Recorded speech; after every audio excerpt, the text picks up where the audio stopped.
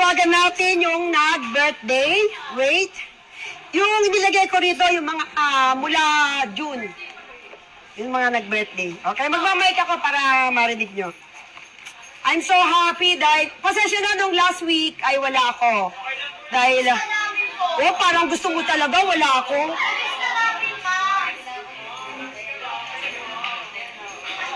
Ayan. Teka muna.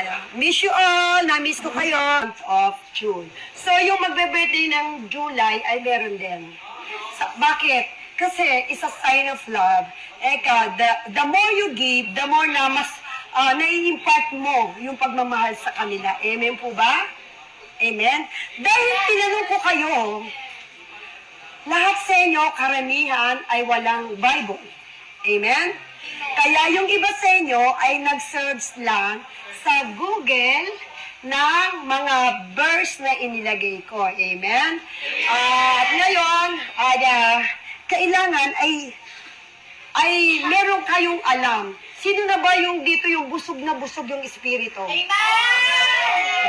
Glory to God. Dahil bakit? Hindi lang katawan natin ang dapat patabain. Di ba? Hindi lang dapat yung katawan natin ang laging mayat maya ay kumakain. We need a day na meron kang Bible verse. Amen? Sino nakakalang ng John 3:16? Paki-recite dito. Amen! Oh, go ahead. Abay, we need complete verse. Hindi pwede na na kakain ka ng ulam. Sino ba yung kumain dito na kumain lang ay kanin at ulam? Hindi uminom ang tubig, tas nahirinan. Oh, di ba? We need complete. If you read the Bible, please memorize completely. Bakit? Kung paano kumakain tayo, may nakaabang na agad na tubig. Bakit? Para yung kinain mo, bumaba agad, and then hindi ka mahirinan. Okay? Okay, ano to?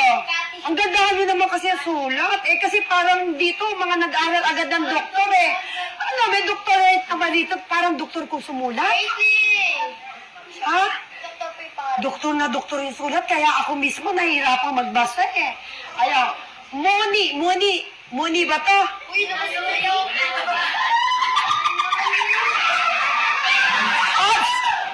Hindi, maganda ka ako talagang tumawa. Yan ang gusto niyo sa akin. Binigay. Muni ba? Amir. Tama mo nga kasi naman yung sulat Sige na. Itama mo, i-correct mo. Come, dito ka, come. Uy, muli. Sorry. Namali lang. Ayun. Kasi kung titingnan nyo yung sinulat nila, para mga sulat doktor talaga Dito na. Hi, doktor! Sino ba gusto maging doktora dito, doktor? Wow, congratulations. Ayan, pasensya ka na. Naku, ba't ba black ball pin yun? Itama mo rin. Ay, ikaw nga.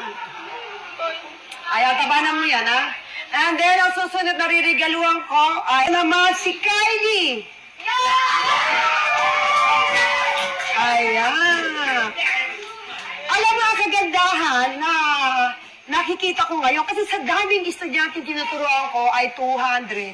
So, dito ay 30 na lang, doon sa kabila ay 40 plus yata. So, kita ko na si Kylie. You're so beautiful.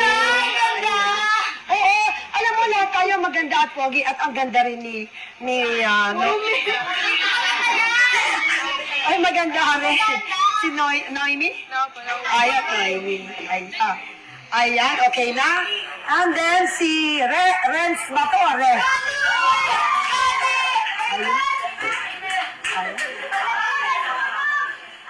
Ayan. And then si Kate Castillo. Si Kate. Ayan, gaganda. Ayan. Teka, meron. Ay, wala magbubuli, okay? Correction. I am mistake, so huwag paulit-ulit. Ang tao ay nagkakamali. Bakit? Bakit tayo nagkakamali? Dahil, yes, Only Jesus the perfect, okay? Yes. So, kung merong na mali, o na meron na sabing hindi maganda, o na mali ng word, huwag niyo agad kinakantsawan, huwag niyo tinatawa. Bakit narito ako? Bakit ako narito? Why? Because magturo ng Christian values. Yes. Ang taong nagbubuli, Masama. maganda ba yon? Hindi. Eh, Walang mararating. ano nangyari sa Tacloban? Dahil sa pagbubuli, pumatay. Napintasan lang yung magandang haircut niya. Ganda ang haircut niyo nung... The point is, likas sa tao ang nagbubuli at merong ugaling masama. Bakit? Dahil tayo lahat ay makasalanan. Amen? Amen! At ngayon lang tayo naging karapat-dapat nung tinanggap natin ang ating Panginoong Jesus. Amen? Okay? Tayo po ay magsiyuko. Pagpe-pray natin yung nag-birthday. Ito ka? Muni. Kaya dito. Noemi! Naomi po. Naomi, sige. Ay, palayo mo, yun na yun. Ay, nakatayo ka kasi eh. Diyos ko. Nakikitayo ka, hindi mo na mag-birthday. Yan ka lang. Ayan, ayan. Meron bang June na hindi ko nabigyan? Sino nagbaya ng June? Ako, May. Ganda mo, ano yung camera? Ayan. Eto, ano yung birthday mo? June 26 po. June 26 ang birthday niya. June 26. Ikaw ay, ang birthday mo, June 15 ang birthday niya. Ikaw? Ang ganda mo nga. 14? Ikaw? June 30. O, kita nyo? Anong date na ngayon? July. Ano yung kasabihan? Huli mat magaling, Tama po. nahiyahabol din. Ano ba kayo? Oh, ay, di ba nahiyahabol ko yung gift nila? Yan lang, yan lang. Ibig sabihin, kahit late ang ating regalo, it's a sign of love pa rin yun. Bakit? Hindi natin kinalimutan. Yung bagay na hindi kinakalimutan ay napakalaga. Do you think pag nag-birthday ang magulang nyo, kamag-anak, kapatid, kinalimutan nyo? Say na, di ba, nalulungkot, lalo nung araw na yun, hindi nabate.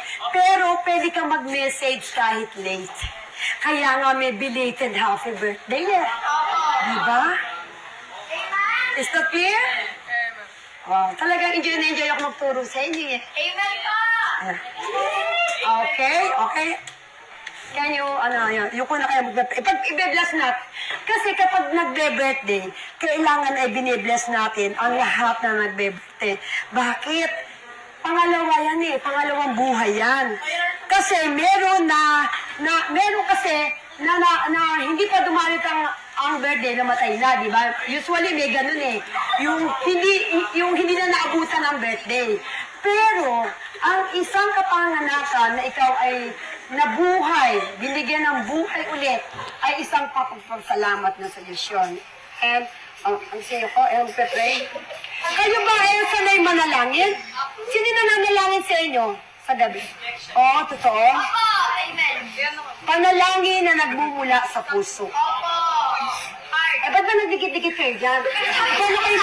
Paano kayo makikita sa... Naka-live tayo eh. Ano ba? Ayan, dami na noon. Buong bansaya. Kung mga nasa ibang... Ayan, halila. Magsiyuko po tayo lahat bilang pasasalamat. Ayan, iganon po natin ating kamay. Lord, maraming salamat sa apat na to na nag-birthday ng month of June. Lord, bagamat simple ang nirigalo ni Pastora Vinona, Bible and ballpen, ay ito ang pinakamahalagang regalo. Bakit? Sapagkat ito ay salita ng Diyos na kanilang pag-aaralan upang sila ay magkaroon ng relasyon sa iyo, Panginoon. Salamat sa mga mag-aaral na to na bibigyan mo ng katalinuhan, bibigyan mo ng panibagong buhay, at bibigyan mo ng pagpapala sa ng kanilang mga kamag-anak, O God, at ng kanyang mga magulang. Maging mabuting mamamayan, mabuting estudyante, at mabuting lingkod ng Diyos balang araw, O God. Lord, ikaw ang pumiti sa apat na to. Hindi ko kilala ang kanilang buhay, ang pagkatao, ngunit dahil mahal ko sila, at mahal mo sila, Panginoon, mamahalin ko sila habang buhay. Hindi aksidente na ako'y naging guro sa classroom na to, sa matipid na classroom, at nananampalataya ako, Lord, na magiging matalino sila sa iyong salita, O God. Thank you, Lord, in Jesus' name, Amen. Okay na kayo maupo. Ayan. Ito yun. Thank you so much, and God bless you all.